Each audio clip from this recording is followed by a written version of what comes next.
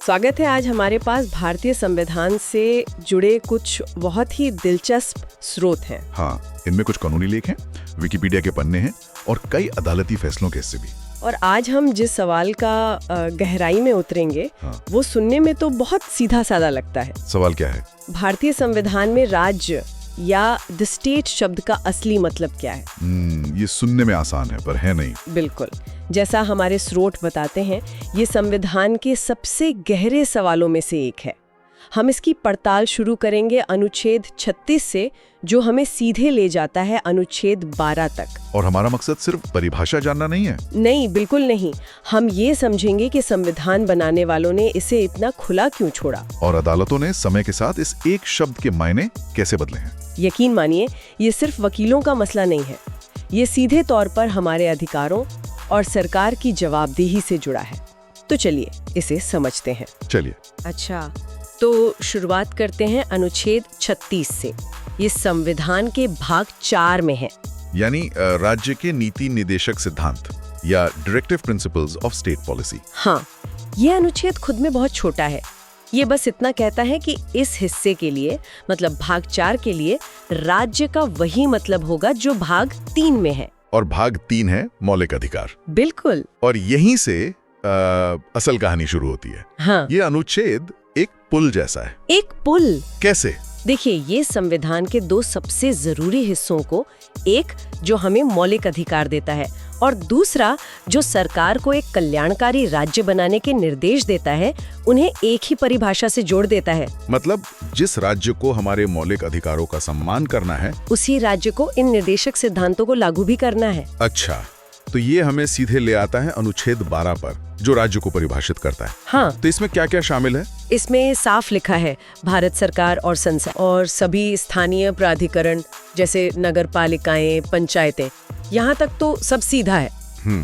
लेकिन फिर एक हिस्सा आता है जो सारी बहस की जड़ है। अन्य प्राधिकरण यानी अदर अथॉरिटीज। आपने बिल्कुल सही नस पकड़ी है। ये दो शब्द, संविधान बनाने वालों ने इसे परिभाषित क्यों नहीं किया? असल में कोई गलती नहीं थी, उन्होंने जानबूझकर इसे खुला छोड़ा था। वो भविष्य देख रहे थे। मतलब? उन्हें पता था कि आजाद भारत में सरकार सिर्फ पुलिस और टैक्स का काम नहीं करेगी, वो व्यापार करेगी, उद्योग चलाएगी, विश्वविद्यालय बनाएगी। अच्छा, तो वो चाहते थे कि सरकार कोई नई कंपनी या कॉरपोरेशन बनाकर अपनी जिम्मेदारियों से बच ना पाए। एकदम, ये एक तरह का सेफ्टी नेट था, ताकि सरकार ये ना कह सके कि अरे ये तो NIC है, ये भारत सरकार थोड़ी है, तो हम मौलिक अधिकारों का पालन क्यों करें। बिल्कुल, ये संवैधानिक जवाबदेही का दायरा बढ़ाने के लिए था। लेकिन क्योंकि ये परिभाषित नहीं था, तो इसे तय करने का काम अदालतों पर आ गया। और शुरुआती दिनों में अदालतों का नजरिया बहुत ही कह सकते हैं संकीर्ण था। हाँ, जैसे 1953 का एक मामला है, मद्रास विश्वविद्यालय बनाम शांताबाई। उसमें क्या हुआ था? मद्रास हाईकोर्ट ने कहा कि अन्य प्राधिकरण का मतलब सिर्फ वैसी संस्थाएं होंगी जो सरकार की तरह ही काम करती हैं। मतलब संप्रभु काम, जैसे कानून बनाना या सजा देना। हाँ, इस हिसाब से तो एक यूनिवर्सिटी राज्य नहीं हो सकती थी। पर ये सोच ज्यादा दिन चली नहीं। अदालत को जल्दी एहसास हुआ कि सरकार अब सिर्फ कानून व्यवस्था नहीं देखती, वो बिजली बोर्ड से लेकर एयरलाइंस तक चला रही है। और यहीं पर एक बड़ा बदलाव आया। 1967 का राजस्थान राज्य विद्युत बोर्ड बनाम मोहनलाल मामला, ये एक टर्निंग पॉइंट था, है ना? ये एक बहुत बड़ा मोड़ था। सुप्रीम कोर्ट ने उस संकीर्ण सोच को पूरी तरह खारिज कर दिया। उन्होंने क्या कहा? अदालत ने कहा कि ये देखना जरूरी नहीं है कि कोई संस्था पारंपरिक सरकारी काम कर रही है या नहीं। अगर किसी संस्था को कानून के तहत बनाया गया है और उसे नागरिकों को प्रभावित करने वाली शक्तियां दी गई हैं, बिल्कुल, तो उसे राज्य माना जा सकता है, भले ही वो एक व्यापारिक काम कर रही हो। तो यहीं से इंस्ट्रूमेंटैलिटी या एजेंसी टेस्ट का विचार आया। हाँ, मतलब क्या कोई संस्था असल में सरकार का ही एक हाथ या एक एजेंसी है, भले ही कागज पर उसका नाम अलग हो। एकदम सही पकड़ा आपने। इसे ऐसे समझिए, अगर सरकार का रिमोट कंट्रोल किसी संस्था के हाथ में है, तो वो संस्था भी सरकार की ही जिम्मेदारियों से बंधी है। और इस विचार को सुखदेव सिंह बनाम भगत राम मामले में और मजबूत किया गया। हाँ, 1975 में जब LIC और ONGC जैसी बड़ी सरकारी कंपनियों को राज्य घोषित किया गया। ठीक है, तो अदालत ने ये तो कह दिया कि हमें ये देखना है कि कोई संस्था सरकार की एजेंसी है या नहीं, लेकिन सवाल ये है कि ये देखें कैसे। हाँ, कोई पैमाना तो होना चाहिए, कोई चेकलिस्ट, बिल्कुल। और बस यही कमी 1981 के एक ऐतिहासिक फैसले ने पूरी कर दी। अजय हसिया बनाम खालिद मुजीब। इस केस ने तो मानो सब कुछ साफ कर दिया। इसने जजों और वकीलों के हाथ में एक टूल किट दे दी, एक चेकलिस्ट जिससे वो किसी भी संस्था का एक्सरे करके देख सकते थे कि वो असल में है क्या। ये तो बहुत दिलचस्प है। तो क्या थी वो चेकलिस्ट? पहला पैमाना तो शायद वित्तीय नियंत्रण से जुड़ा होगा। हाँ बिल्कुल, पहला पॉइंट यही था, क्या संस्था की पूरी या ज्यादातर शेयर पूंजी सरकार की है? और दूसरा, क्या उसका रोज का खर्चा भी सरकार की मदद से चलता है? सही, ये दोनों एक मजबूत वित्तीय लिंक दिखाते हैं। और सिर्फ पैसा ही नहीं, प्रशासनिक नियंत्रण भी।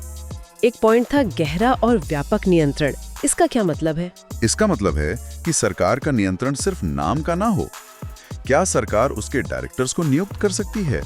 क्या वो उसकी नीतियां बदल सकती है? अगर इन सवालों का जवाब हाँ है, तो ये गहरे नियंत्रण की निशानी है। एकदम। इसके अलावा उस संस्था के काम की प्रकृति भी देखी जाती है। मतलब क्या वो कोई ऐसा काम कर रही है जो आमतौर पर सरकारें करती हैं, या उसे कोई एकाधिकार, कोई मोनोपोली मिला हो? सही कहा, ये भी टेस्ट का हिस्सा था। और आखिरी पॉइंट था कि क्या सरकार का कोई विभाग ही उस संस्था को ट्रांसफर कर दिया गया है। और अजय हसिया मामले में सब एक इंजीनियरिंग कॉलेज पर लागू हुआ था, जो एक रजिस्टर्ड सोसाइटी थी। हाँ, और उसे राज्य माना गया। इससे साफ हो गया कि किसी संस्था का कानूनी लिबास मायने नहीं रखता, चाहे वो कंपनी हो या सोसाइटी। बिल्कुल, मायने रखता है उसका असली चरित्र और सरकार से उसका रिश्ता। जस्टिस भगवती ने कहा था कि हमें कॉर्पोरेट पर्दे के पीछे झांक कर देखना होगा। ये तो बहुत व्यापक परिभाषा लग रही है। ऐसा लगता है कि लगभग हर बड़ी संस्था राज्य के दायरे में आ जाएगी। ऐसा लगता है, पर इसकी एक सीमा भी है। वो क्या?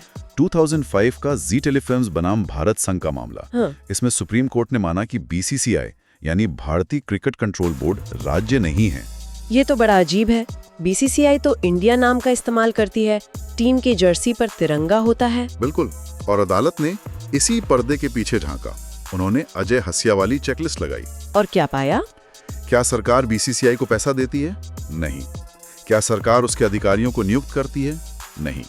क्या उस पे सरकार का गहरा और व्यापक नियंत्रण है? नहीं। तो अदालत ने कहा कि बीसीसीआई राज्य नहीं है। इसी तरह एनसीईआरटी को भी राज्य नहीं माना गया है। अच्छा, अब एक और पेचीदा सवाल पर आते हैं।